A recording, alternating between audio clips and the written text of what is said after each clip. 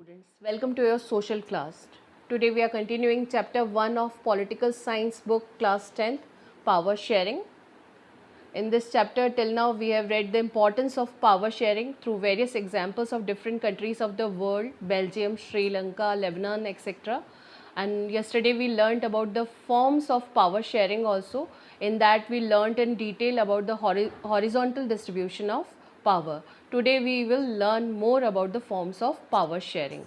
So the different power sharing arrangements in modern democracies are: first, power shared among the organs of the government, that is legislature, executive and judiciary, which is known as horizontal distribution of power, or it is also known as checks and balances system also, because they share the same amount of power and they check and balance each other. Next kind of power sharing arrangement is known as vertical division of power. In this, power is shared among the governments at different levels. The third kind of arrangement, power shared among different social groups in this arrangement. And fourth kind of arrangement is power sharing arrangements among political parties, pressure groups and movements. In the next slide we will come to know about the last two arrangements, what are they called. This is the flow chart of forms of power sharing, in which first kind of power sharing arrangement, horizontal distribution, we have learnt, which is done among the organs of the government. Next is vertical division of power, which we will learn today. This is power is shared among different levels of government from higher to lower. Third kind of arrangement, which is done among the different social groups, is known as community government, in which we have seen the example of Belgium, where community government was also made the third kind of government. Fourth kind of government, where power is shared among different political parties, pressure groups and movements, etc., is known as coalition government. Sometimes no party is in majority to form a government in a country. In that situation, coalition government is made with the various arrangements of coming together of various parties. Today we will learn about vertical division of power, which is done at various levels. When power is shared among government at different levels, that is known as vertical division of power. In this, at the higher level there is central or union government, and then on the next level there is state government. The third level is municipality and panchayat, both at the local levels. Vertical division of power can be seen in this way, from higher to lower. At the highest place central government is there, then next part is of state, and then municipality and panchayat at village levels. Municipality at the city level and panchayat is given power at the village level. Now we will learn about vertical division of power in detail. Power shared among governments at different level is known as vertical division of power. In this, power can be shared among governments at different levels in the following way: a general government for the entire country, and governments at the provincial or regional levels, and third, such a general government for the entire country is usually called federal government. In India, we refer to it as the central or union government. In this, power is shared among different levels of government. The highest level is the central or union government.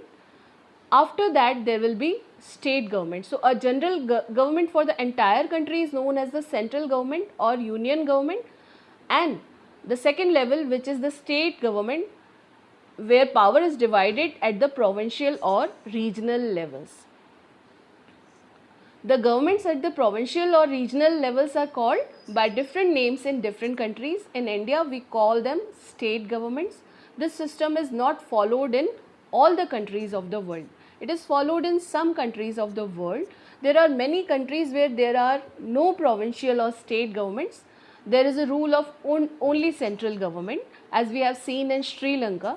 But in those countries where this system is followed, of the state of giving power to state governments, where there are different levels of government, as in India, the constitution clearly lays down the powers of different levels of government. In the constitution, it is clearly laid down that how powers will be shared among the different levels of government of the country. This is what was done in Belgium but refused in Sri Lanka. Power is shared among different levels of government in Belgium as on central and state levels, and third kind of government was community government, by which the power is also shared in a small amount, but this power sharing arrangement is completely refused in Sri Lanka and majoritarianism policy was followed there. This is called federal division of power, when power is shared among different levels of government. This is called federal division of power. The same principle of giving power to state government can be extended to levels of government lower than the state government, such as the municipality and panchayat. This para means as central government extend its powers to state government, the same way state government can extend its powers to municipality and panchayat also. This kind of division of powers involving higher and lower levels of government can be called vertical division of power. In this arrangement of power sharing, although powers are given to each level of the government by the constitution, yet central government is authorized to take important decisions related to states, sometimes in the welfare of the country, and some important powers rest with the central government only. This paragraph means that the arrangement of power sharing is done in such a way that powers are shared with the state governments at the lower level, and then state government share its power with municipalities and panchayat, but still some important powers rest with the central government only, and they have the unique power of taking important decisions in the welfare of the country, where state government has to follow its decisions, or local governments also follow state government's decisions sometimes in the same way. The same rule is applied for the local self-governments by the state government.